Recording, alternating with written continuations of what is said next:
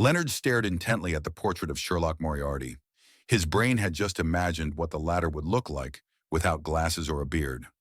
Although this could be quite different from the actual situation and was more of a product of imagination, Leonard increasingly found Sherlock Moriarty very familiar, as though he had known him before. How is that possible? He's long dead, and I buried him with my own hands. Leonard couldn't help but shake his head as he muttered with a scoff. Just as he said that, his expression froze because the person in his memories held a huge secret. This person had strangely escaped the influence of 2-049 without the help of others.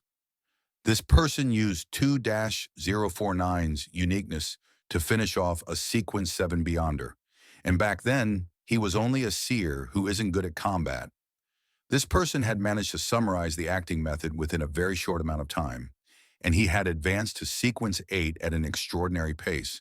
This person possessed a high-sequence sun domain charm and had used it with Captain Dunn Smith, who wielded a saint's ashes, successfully finishing off Magose, who was pregnant with an evil god's spawn. This person's Sequence 8. Beyonder characteristic had been taken away by Insi Zangwill, but Captain Dunn Smith's Sequence 7 Beyonder characteristic was left behind.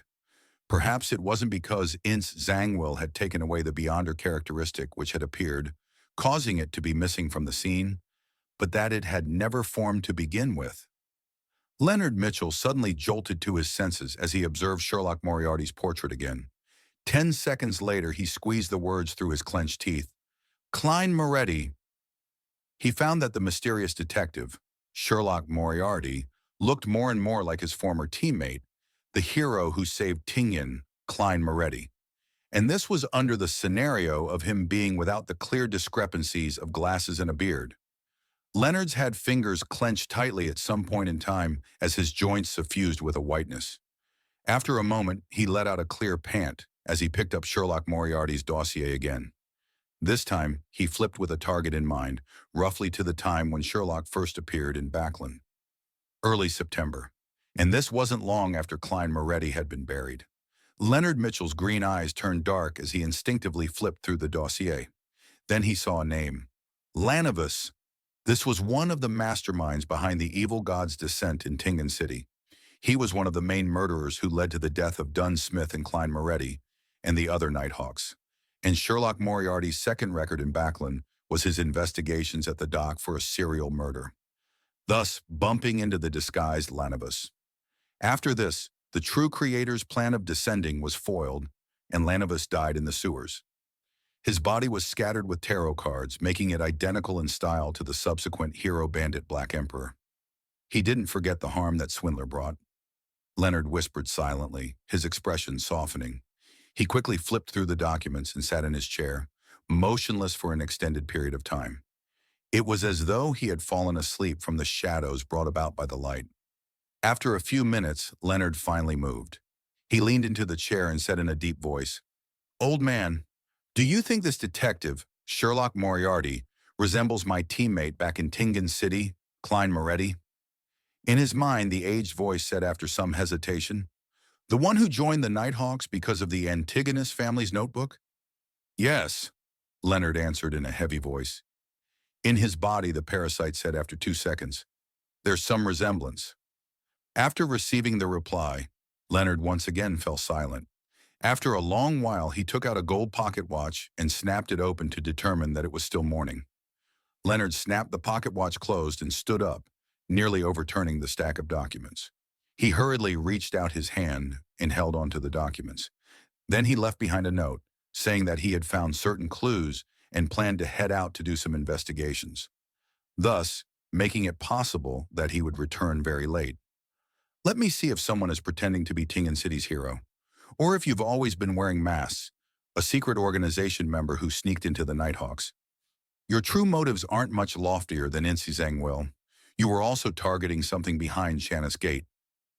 Leonard no longer had that aloof attitude as his eyes narrowed as he quickly left St. Samuel Cathedral's basement. In Hillston Borough, outside a building with quite a unique architecture, Dwayne Dantès got off his carriage and saw the building. That was built in the style of the late Fourth Epoch. The building was mostly comprised of huge stone slabs, creating a total of 4 stories. The windows on each level were like a door, and it was matched with a tiny balcony. Its entire facade had been weathered by the elements, revealing a sandy yellow color.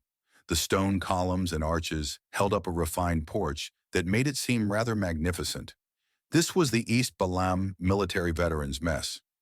Klein waved his cane and pointed at the building before him and said with a smile, "It has quite a historic feel." Member of Parliament Mack nodded in reply. Even though it's a building built in an ancient style, it still has more than 100 years of history. As he spoke, he led Dwayne Dantès into the club and said to the lady at the reception, "Dwayne Dantès, unofficial member. I'll be his recommender." With that said, he turned to the tycoon and explained, "Not only have you not served in East Balam, but you have never participated in the wars that happened there. You don't even have a military background, so there's no way for you to be an official member. However, even being an unofficial member will allow you free entry and the use of the various facilities. You will be able to enjoy the delicious food and alcohol and get to know different friends. That's exactly what I was hoping for." Klein nodded with a smile. After the beautiful lady who was of Southern Continent descent finished the registration, Macht added, "There's no admission fee. It's £60 a year for the membership." With that said, he chuckled and said, "It's not expensive, even more so for you. Here you will get to come into contact with all kinds of weapons. There are enough shooting ranges to provide you with shooting practice. You can even learn horse riding.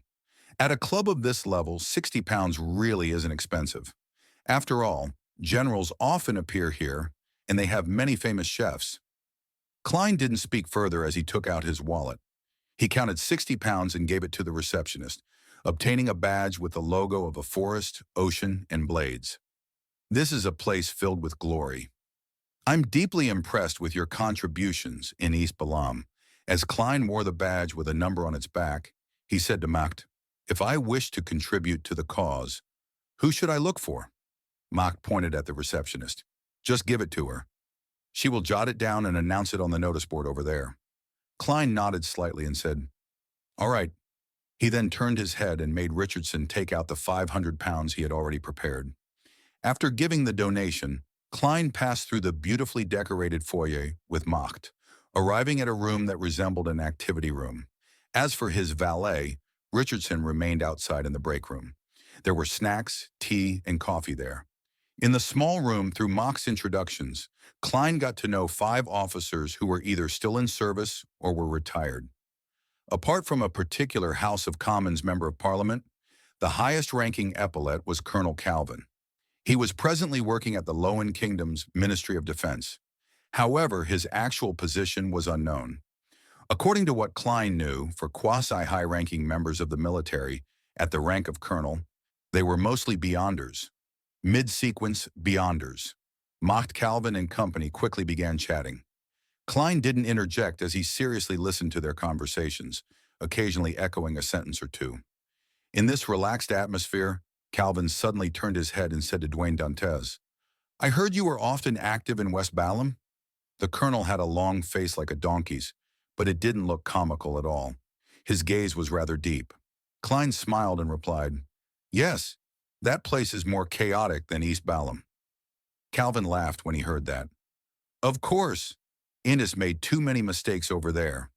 He paused and continued asking, "How is your relationship with the people from Intis over there?" Klein didn't understand the colonel's motive as he bit the bullet and said, "It's all right. They're all very greedy. In fact, he didn't know a single one. He had only heard Anderson mention a few names and their corresponding matters." Calvin nodded and raised another question.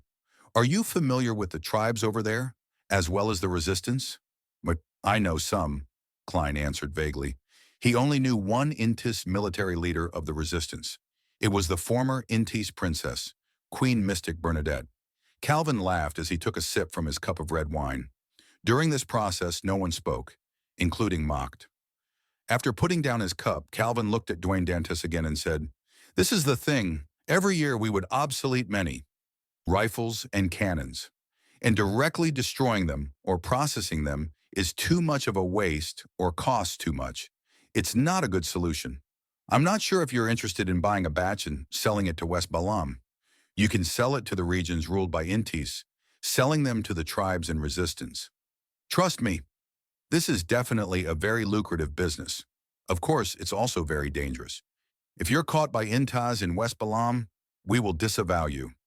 This is making me an arms dealer. This is one of the most lucrative businesses. Although I'm not familiar with West Balam at all and lack any connections, I can sell it to Queen Mystic or the resistance at the Rorstead Archipelago. Klein was tempted as he deliberately wore a mixed and hesitant expression. I've never done such things before, but it's definitely attractive enough. Calvin laughed and said, "There's no need to rush to a decision. This is a very important matter that requires serious thought. Just give your answer to Mac before the end of the week." Klein secretly heaved a sigh of relief and nodded with a smile. "All right." Tingen City, Raphael Cemetery. Although the afternoon sun was rather strong, this place remained gloomy and cold. Leonard was standing in front of a grave, staring silently at the tombstone.